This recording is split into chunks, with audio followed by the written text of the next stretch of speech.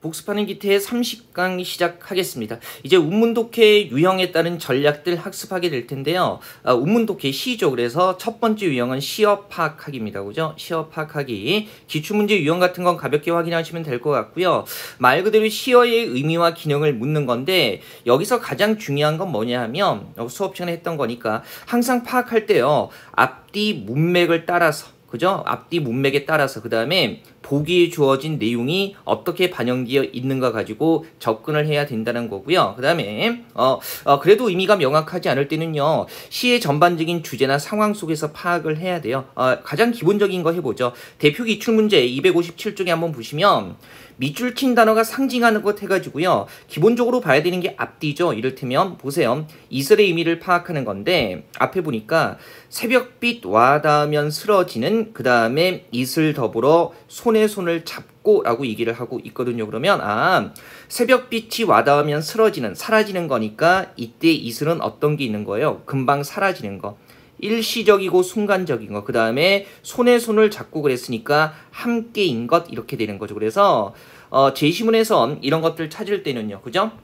일시적인 거, 함께인 거 그런 거 찾아야 돼요. 그래서 선택지 3번에 보시면 잠을 깨고 나니 고된 인생도 한바탕 꿈 해가지고요. 잠을 깨면 꿈은 사라진다는 점에서 일시적이라는 거 생각할 수 있는 거죠. 뭐 제가 농담처럼 말씀드리긴 했지만 이슬이 물이라고 갑자기 선택지 1번에 눈물도 물 해서 이렇게 접근하면 큰일 나는 겁니다. 그죠? 확인하시고요. 자, 그 다음에 258쪽에요. 1번 문제 한번 보시면 이제 이런 것들이 보기에 근거해서 이제 시어의 내용을 파악하는 건데요. 일단 기본적으로요. 보기의 내용들이 충분히 반영이 돼야 되고요. 보기에서 언급하지 않은 엉뚱한 내용들을 분석해서는 안 되는 거죠. 한번 보면요. 그 기준만 잡으면 어렵지는 않은데 선택지 4번에 한번 보죠. 리을을 보면 리을이 이제 잠이죠. 잠인데 잠을 깨어서 이렇게 나와 있고요. 리을은 그리운 이를 볼 수 없는 화자의 절망적인 심정을 투영한 대상물이겠고. 근데요, 한번 보세요. 보기에 나타나 있는 시적 화자의 정서를 보면 핵심이 뭐예요?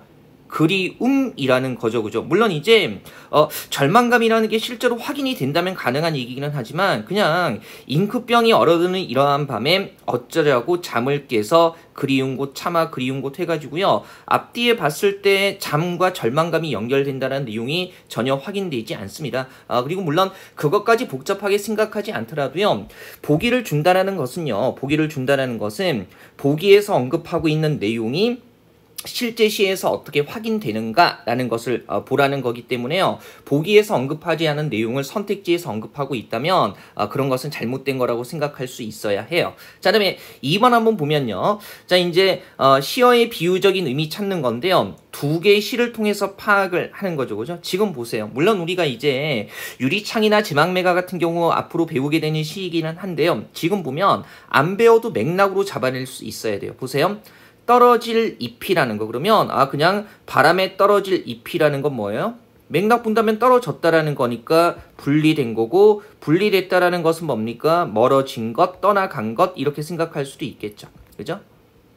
멀어진 것, 떠나간 것 이렇게 생각한다면 정중의 유리창이라는 시를 보면요. 분리된 거, 멀어진 것, 떠나간 것이라고 얘기했을 때 이거밖에 없어요. 리을에 산새처럼 뭡니까? 날러갔구나 라고 해가지고요. 옆에 있다가 날아간 거니까 멀어진 것, 떠나갔다라는 점에서 이게 떨어지니까 가장 의미가 유사하다고 볼 수가 있겠죠. 물론 이제 우리가 이 작품을 배우게 되면 여기 나오는 리을의 산새, 그 다음에 떨어질 잎이다 죽은 혈육을 뜻한다는 거 연결할 수 있기는 한데요. 모든 시를 그렇게 다 배우고 외워서 문제를 풀 수는 없기 때문에 문맥으로 이렇게 잡을 수 있어야겠습니다.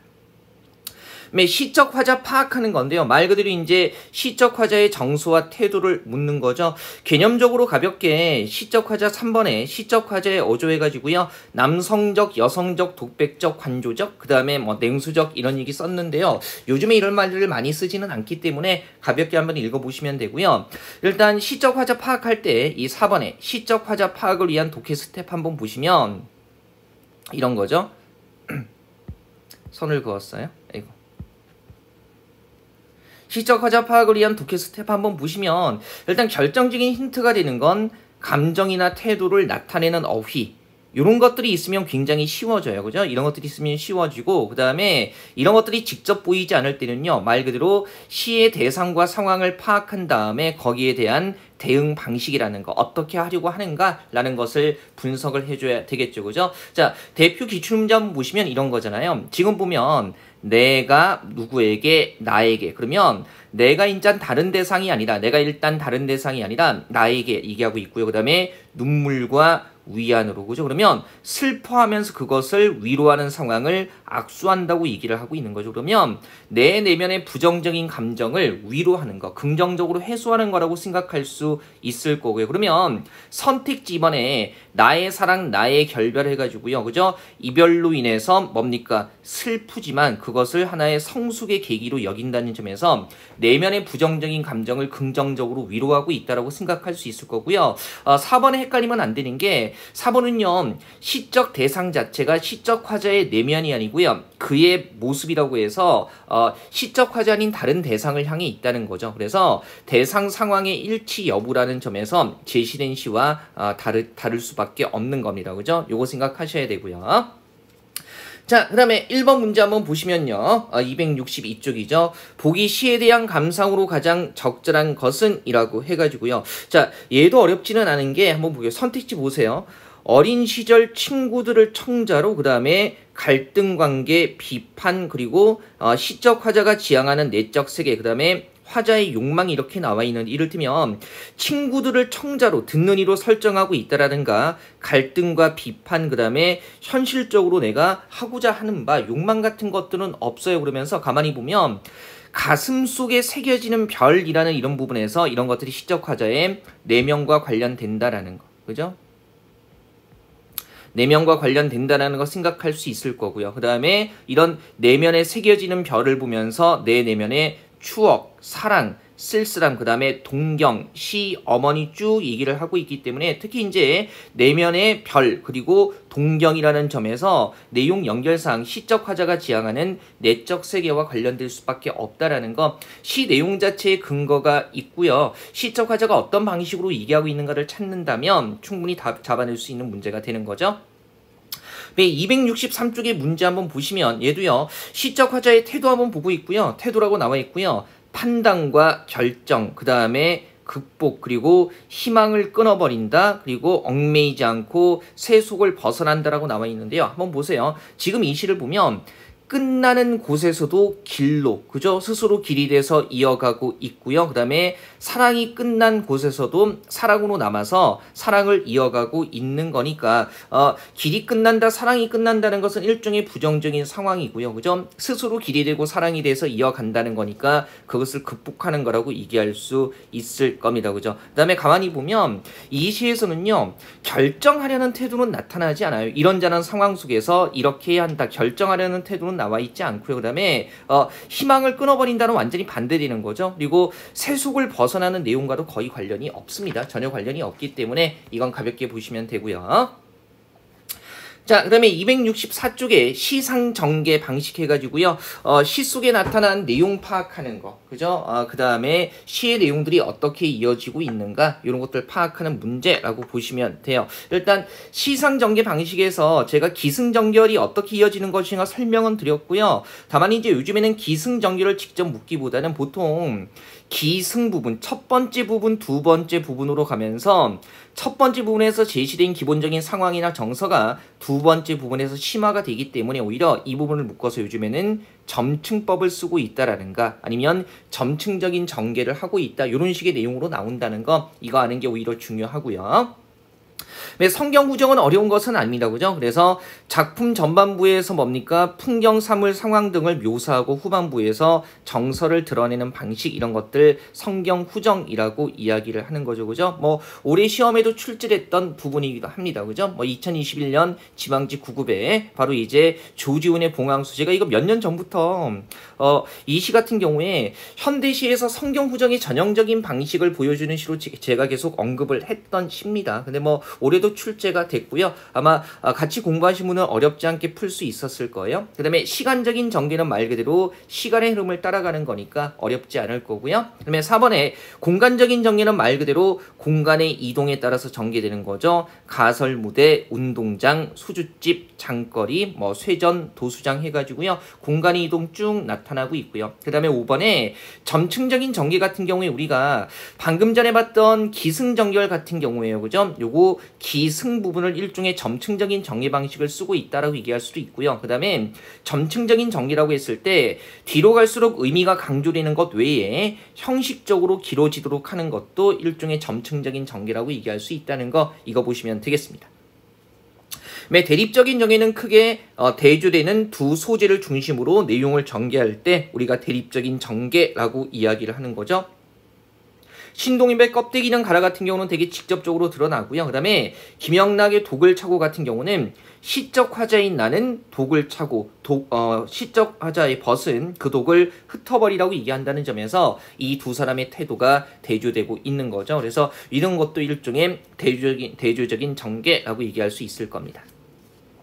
7번의 수미상관 같은 경우는요. 요거 잘 알아두셔야 돼요. 찾는 건 어렵지는 않고요. 수미상관은요. 나오면 기계적으로 알아두셔야 돼요. 그죠? 그래서 처음 부분과 끝 부분에 비슷한 구조를 배치하는 건데 1차적으로 반복의 양식을 쓰고 있는 거니까 운율 형성이라는 거. 그죠? 그 다음에 의미의 강조라는 거. 그리고 뭡니까? 통일성, 안정감, 완결성이라는 거 수미상관이 확인되면요. 무조건 이거하고 연결되는 거니까 기억해 두시고요. 그 다음에 연상작용에 의한 전개라고 했을 때는 얘는 작품 자체를 좀 암기하는 게 가치가 있다고 했죠. 그래서 보통 우리가 현대시를 가지고 좀 연상작용에 의해서 전개하고 있다고 했을 때는요. 전봉건의 피아노라는 시를 출제를 할 수밖에 없어요. 이게 많지는 않기 때문에 그래서 얘는 그냥 작품 제목과 그 다음에 시상 전개 방식을 바로 암기하는 것도 의미가 있습니다. 그죠? 선생님 이런 식으로 하면 안 되지 않나요? 근데 우리가 이게 더 실질적이기는 해요. 그래서 이제 다양한 작품에서 나타나는 것들은 좀 분석하는 틀을 갖고 있어야 되고요.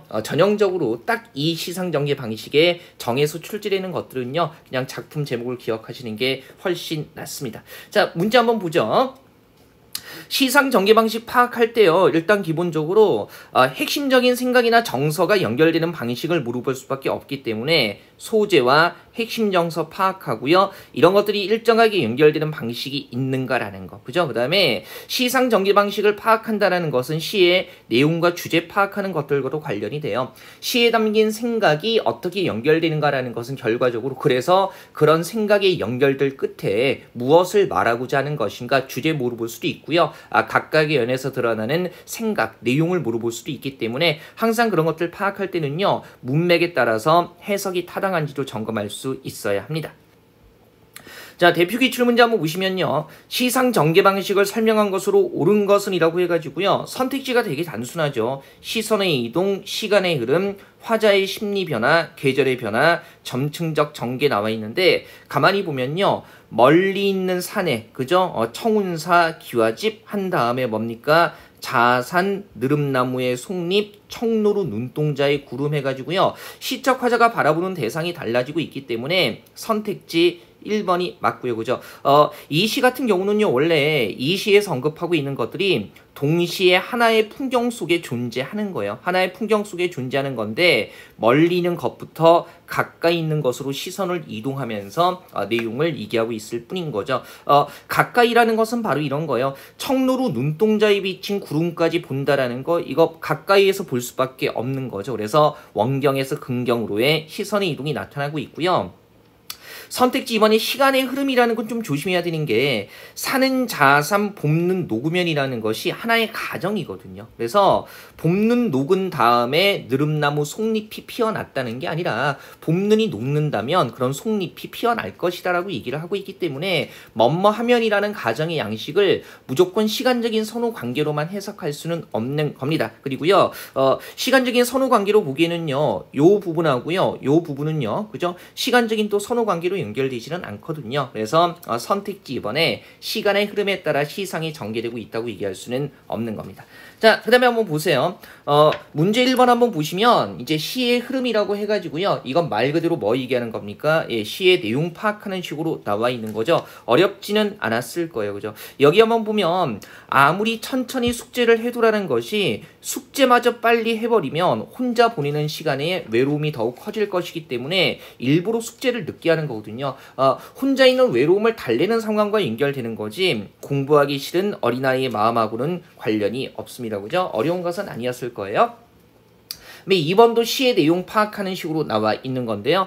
적절하지 않은 거고요. 이것도 어렵지는 않았죠. 사실은요. 3년 부분에서 모든 것들이 다 나와 있어요. 그죠? 쓰러진 아카시아를 제 몸으로 발아낸 떡갈나무, 그죠? 그래서 말 그대로 뭡니까? 함께 존재하는, 공존하는 모습을 얘기하고 있는 거고, 그 다음에 사람이 사람을 그처럼 오래 껴안을 수 있으려라고 해가지고요. 사람은 저 나무처럼 그러지 못하다라는 비판도 드러나고 있는 겁니다. 그죠? 자, 아카시아 나무를 떡갈나무가 받아주고 있기 때문에 홀로 존재하는 것이 아니라 함께 존재하는 모습을 얘기하고 있는 거죠. 아마 시 같은 경우는요, 표현 방식에 관한 것들이 아니면 문제 풀기 그렇게 복잡하지는 않을 겁니다. 나중에 이제 고전 시가가 오히려 문제가 되는데요. 고전 시가 같은 경우는 현대어 풀이가 안 되면 아예 문제를 푸는 게 불가능해요. 그래서 그런 부분은 우리가 오히려 상권 독해 완성 나갈 때 충분히 정리하니까요. 일단 현대시 중심으로 이런 부분은 가볍게 보시면 되겠습니다. 자, 복습하는 기태 30강은요. 이렇게 해서 정도를 할게요.